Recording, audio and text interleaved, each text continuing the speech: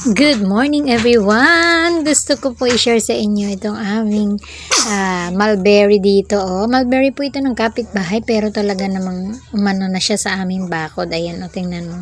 Mamimitas tayo. Ang daming bunga in fairness. Ayan hitik na hitik. Abot kamay lang. Ayan, kumuha tayo ng isa. Napaka-healthy nito. Matyaga lang talaga ang pagkuha niya. Tsaka yung kukunin lang po dyan ay yung kulay black na.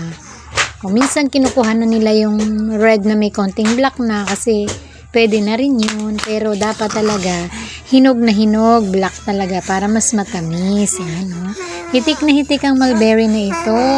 At nasa aming bakod na siya. Kaya yan, free kaming kumuha. Wala namang, okay lang naman sa may-ari. Hindi naman sila nagagalit. Tuwang-tuwa nga mga bata. Ayan, binabalik-balikan nila ang mulberry na ito. Kahit ako napapain din. Kasi napakasarap niya. Ayan dami abot kamay lang, 'di ba? Kaya naman binabalik-balikan ng mga kids. Ayun. Nakakatuwa lang. Libre naman 'yan. Thank you. Hope you like it. Bye.